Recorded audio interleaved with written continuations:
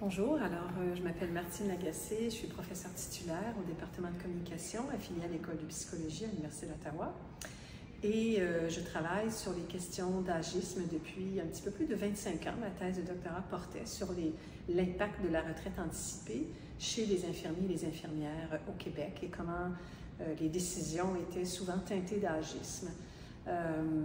Pour moi, c'est une préoccupation majeure, la lutte à l'agisme, les façons de contrer l'agisme, parce que c'est un phénomène qui est assez rampant dans nos sociétés, mais dont on discute relativement peu. On commence à voir certaines politiques publiques qui mettent en lumière ce qu'est l'agisme et les effets de l'agisme sur les aînés, mais je dirais aussi sur les plus jeunes.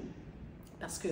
souscrire à des stéréotypes agistes, c'est un petit peu ce que j'ai présenté aujourd'hui, ça veut dire briser aussi des liens entre les générations, puisque si on voit le vieillissement comme tel et les personnes aînées comme contribuant peu à la société,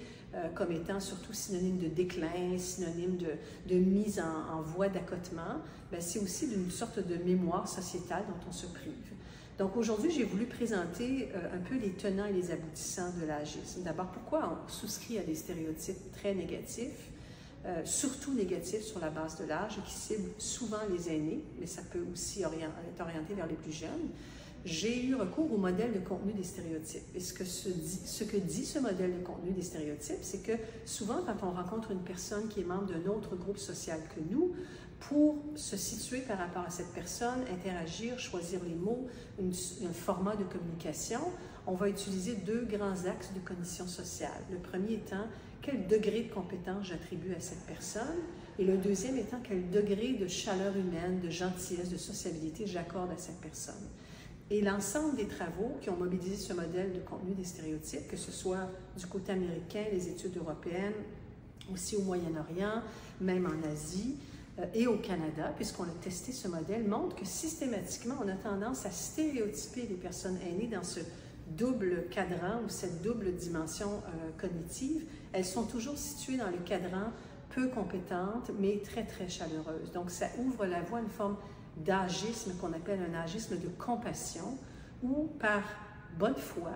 je vais me comporter avec la personne aînée de telle sorte que je la vois comme étant seulement fragile, je ne la vois que dans sa vulnérabilité, et donc je vais prendre des décisions au nom de cette personne, je vais même prendre la parole au nom de cette personne. Ça a des répercussions très négatives, puisque si quelqu'un parle toujours en votre nom et prend le pouvoir sur votre vie, ça mine votre capacité d'agir, le sentiment d'avoir un contrôle et l'estime de soi. Et donc, j'ai voulu démontrer que malheureusement, souvent, c'est assez omniprésent dans le contexte d'une relation de soins, parce que les soignants sont aussi exposés à un discours où on nous parle beaucoup du vieillissement en termes de fragilité et de vulnérabilité. Donc, j'ai voulu démontrer les conséquences de ceci et comment on devrait tenter à contrer l'agisme, que ce soit dans les grands discours autour du vieillissement ou dans un contexte de soins de santé.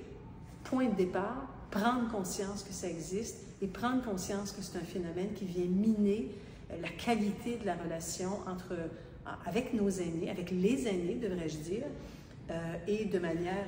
à l'échelle sociale plus large, ça mine les liens entre l'ensemble des générations.